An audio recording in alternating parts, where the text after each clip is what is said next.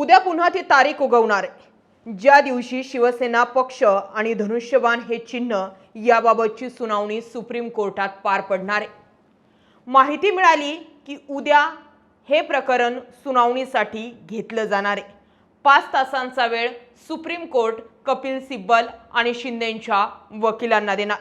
यावरती ठोक सुनावणीच बाकी। पुन्हा पहिल्यापासूनचं रडगाणं किंवा गाराणं मांडलं जाणार नाही। जे मुद्दे आहेत ते शेवटापर्यंत आले आणि त्यावरच निर्णय घ्यायचा। 2022, 2023, 2024, 25 आणि आता 26 जवळपास 3 वर्षांचा कालावधी उलटलाय। मात्र शिवसेना हे पक्ष आणि चिन्ह ठाकरेंकडे पुन्हा येईल की नाही या शक्यता धुसर होत गेल्या। पण जोपर्यंत या विषयाचे एक घाव आणि 2 तुकडे होत नाही तोपर्यंत ठाकरे ही माघार घेणार नाहीत। दरम्यान यामध्ये अनेक शक्यता सुद्धा वर्तवल्या जातात। जसं मी सुरुवातीलाच म्हटलं होतं की सरन्यायाधीश धनंजय चंद्रचूड असताना त्यांनी सांगितलं होतं की प्रतोद म्हणून सुनील प्रभू यांचाच व्हीप लागू होणार। विधिमंडळाच्या बहुमताच्या आधारावरती पक्ष आणि चिन्ह कोणाला देता येत नाही। या सगळ्या गोष्टींचे सिग्नल आणि डॉट जोडल्यानंतर ठाकरेंकडे पक्ष आणि चिन्ह जाईल अशा शक्यता त्याही वेळी व्यक्त केल्या गेल्या। मात्र हे फक्त निदर्शनं, निष्कर्ष आणि टिप्पण्या राहिल्या। अंतिम निर्णय असा काहीही हाताशी आला नाही। त्यानंतर महानगरपालिकांच्या निवडणुका पार पडल्या, झेडपीच्या निवडणुका पार पडल्या। घड्याळाच्या बाबतीत ज्या पद्धतीने सुप्रीम कोर्टाने निर्णय दिला की घड्याळ हे तात्पुरत्या स्वरूपातच अजित पवारांना असणारे, निवडणुकांमध्ये घड्याळ हे चिन्ह वापरताना न्यायालयीन प्रविष्ट असा मजकूर तुम्हाला प्रत्येक बॅनर फ्लेक्सवरती लावावा लागणार आहे। तसं मात्र धनुष्यबाण या चिन्हाबाबत एकनाथ शिंदेंना सांगितलं गेलं नव्हतं। आता सुप्रीम कोर्टाचा हा निर्णय असू द्यात किंवा शिवसेना पक्ष आणि चिन्ह शिंदेंकडे जाणं असू द्यात, हा मॅटर, हे प्रकरण अख्खा महाराष्ट्र गेल्या 3 वर्षांपासून फॉलो करतोय। कारण बाळासाहेब ठाकरेंना मानणाऱ्या लोकांना बाळासाहेब ठाकरे गेल्यानंतर शिवसेना हा पक्ष उद्धव ठाकरेंचा आहे हेच माहिती आहे। तो एकनाथ शिंदेंनी कसा घेतला, प्रोसेस काय होती, कायदे कोणते लावले गेले, न्यायालयाने न्याय निवाडा कसा गेला, या सगळ्या गोष्टी संवेदना आणि प्रॅक्टिकल अशा दोन्ही मुद्द्यांनी गुंतल्या गेलेल्या आहेत। प्रॅक्टिकल जर विचार केला तर हे कायद्याच्या कचाट्यात कसं बसवलं यावरती वकील युक्तिवाद करणारे। मात्र संवेदनशील किंवा सहानुभूतीच्या मुद्द्याने जर या मुद्द्याकडे पाहायचं जर ठरलं तर एखाद्या व्यक्तीने बापाची प्रॉपर्टी ही नंतर मुलाचीच असते, ती तिसरा कोणीही किंवा सावत्र किंवा जे काही वेगळे अँगल याला लावता येईल किंवा मानलेला मुलगा त्या प्रॉपर्टीवर कब्जा मानू शकत नाही, या पद्धतीच्याच घटना, परंपरा ज्या आहेत किंवा कायद्याने ज्या गोष्टींना मान्यता दिलेली आहे ते दिसून आलंय। आता एकनाथ शिंदेंनी जसं उद्धव ठाकरे आरोप करतात त्या पद्धतीने बाप चोरला, पक्ष चोरला, चिन्ह चोरलं, गद्दार, 50 खोके असे अनेक जे आहेत त्या गोष्टींनी एकनाथ शिंदेंना आधीच हायजॅक केलंय। लोकांना या मुद्द्यांचा विसर पडत आला की सुप्रीम कोर्टांमध्ये या सुनावणी येतात आणि लोक पुन्हा बघतात की सुप्रीम कोर्ट हे पक्ष आणि चिन्ह नेमकं कोणाला देणार। जर आतापर्यंतची उभा केलेला पक्ष आणि चिन्ह असा कोणीतरी एक व्यक्ती येतो, घेऊन जातो आणि त्यामध्ये राज्यपाल, विधानसभा अध्यक्ष किंवा घटना, सिस्टम कशा पद्धतीने एक झालेली असती हे महाराष्ट्र बघत आला। आणि त्यामुळे उद्याचे 5 तास कपिल सिब्बलांसाठीही तितकेच महत्त्वाचे असणार आहे। कपिल सिब्बलांनी मागच्या वेळी युक्तिवाद करण्यासाठी 45 मिनिटं मागितली होती, मात्र सुप्रीम कोर्टाने ती दिली नव्हती।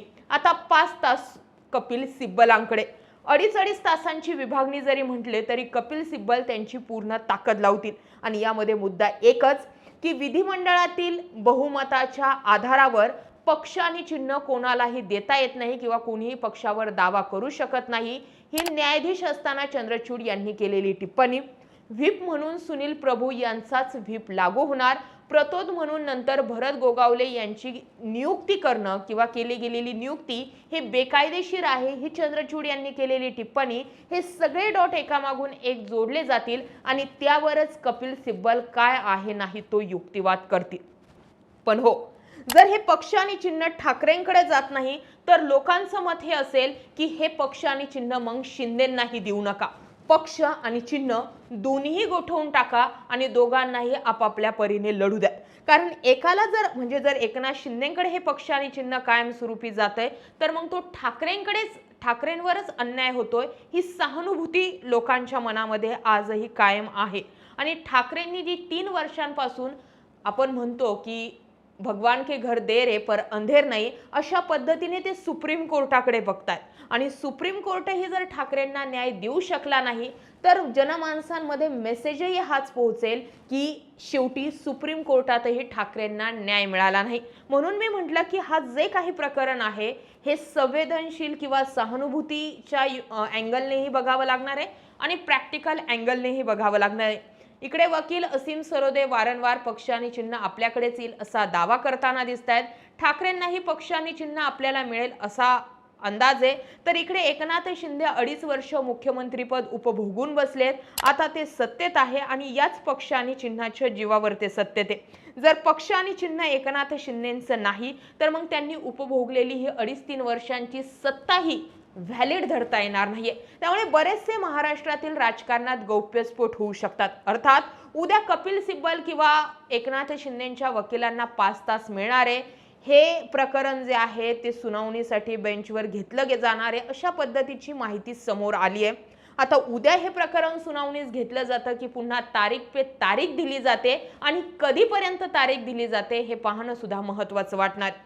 आता या सगळ्या घडामोडींकडे तुम्ही कसं पाहता?